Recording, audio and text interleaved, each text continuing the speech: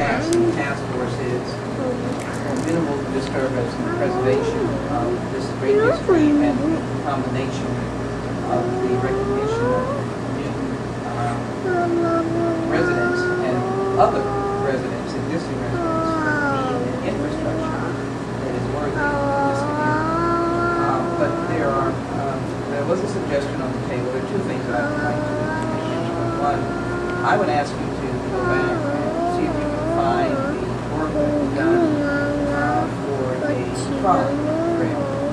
And we need to have a conversation about that. I know the original project, and it's many years ago, envisioned an actual trolley. Absolutely. And task force is not taking that under their wing.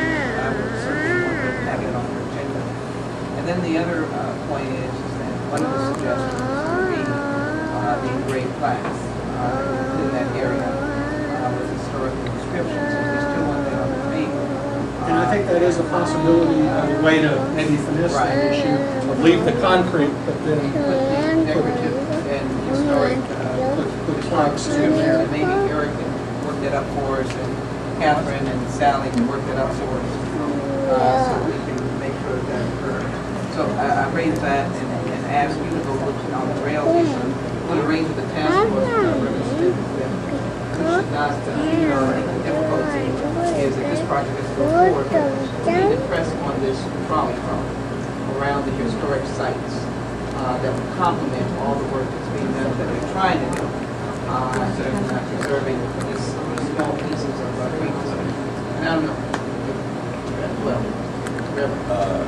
that was again the proposal, the original proposal when Freedmen Town, Gladys House, and we got together. That was in the original proposal that they would restore the trolley line and have the trolley line. And it was agreed that they would work towards that, but all of a sudden they got lost in the show.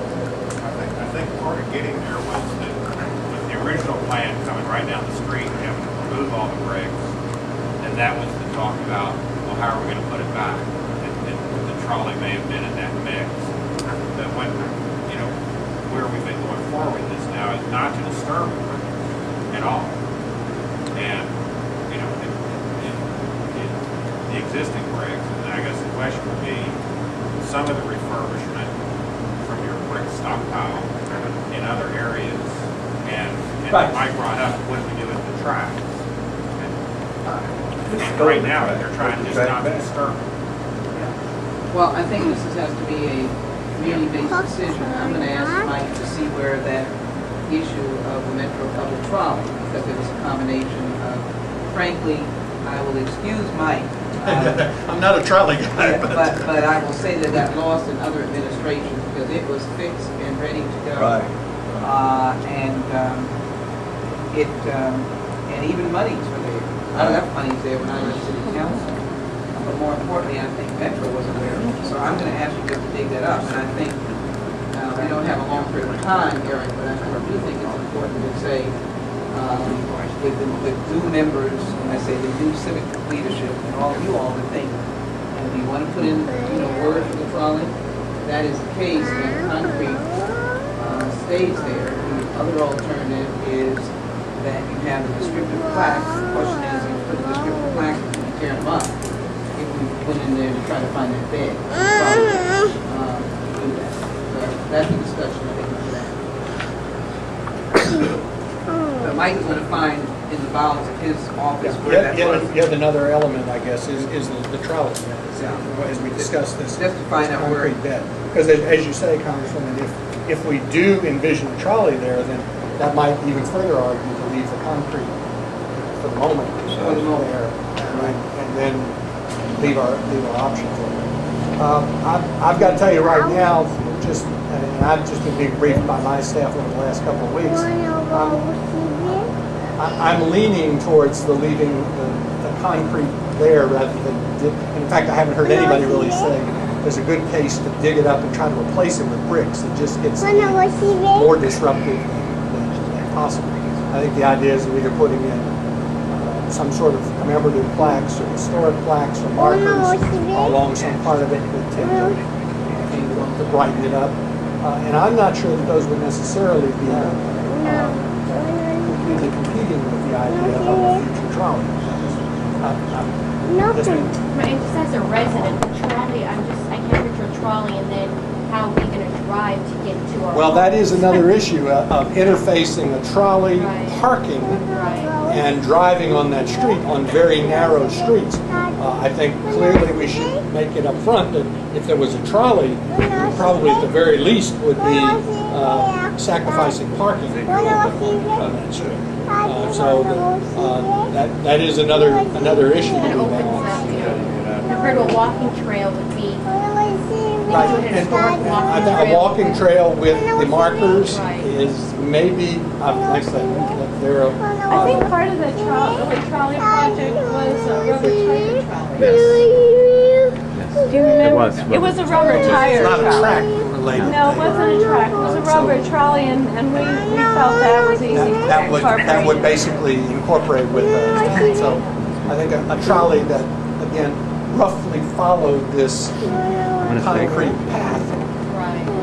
might, which had some historic markers in it, and might be the best formulation we can do in an imperfect world. Because then it doesn't, it's not a fixed thing. Right. And then we can also balance the parking needs. Somebody can occasionally at least park there. I'm putting a walking trail down as the addition that can be looked at. I guess we work with you and also with Parks and Recreation on doing that. We should not leave that out. It's a good idea. It's complimentary as well. Now, the X Museum has done histories on over 100 families, and so we have enough material for 16,000 square foot of metal plaque histories going all the way down Andrew Wilson. And those would be the infill of all those patches, would be various size squares and rectangles with histories of who was on that block. And then the trolley runs would be the same. There may still be some strips of rails left under there, and so Bayer Corporation was going to donate a polycarbonate material to cover it. It's a clear material that would support the weight of a vehicle. And then we'd have the archaeologists clean up what's left of the rails, and you'd see them through there. I think our quarries have suggested that there are certain portions of rail beds, if not actual rail. And that could work with probably, Because they're forged by I've glass. seen that before, yeah. So people say here's where the trolley was. And I think for cost-wise, the patches, the tar asphalt patches be removed by polar blast. We're going to take the bricks out to do that. It's a surface, non-environmentally problematic. And then you can come in later and do a separate contract for surface restoration of the street and then apply for ISP money for that as another project. As the next step, to deal with. With making the street beautiful, Some of because that. that definitely would qualify if we haven't taken the bricks out. Once they take them out, I think it's a different deal, but if, that could be two projects.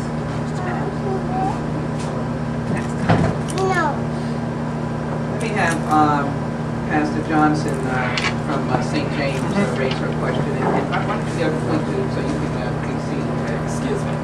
Now, the St. James is right here. Now, why is it that they have a huge hole here? There's an empty parking lot right here. And I'm wondering, and it's all these bricks here, this is the real definition of that trolley going through there. Why can't you just put it here, since you are able to pull the line through without disrupting? I just have a big issue with you putting it right there in the middle of this intersection, when it could have been moved over. Well, I think that's a design question.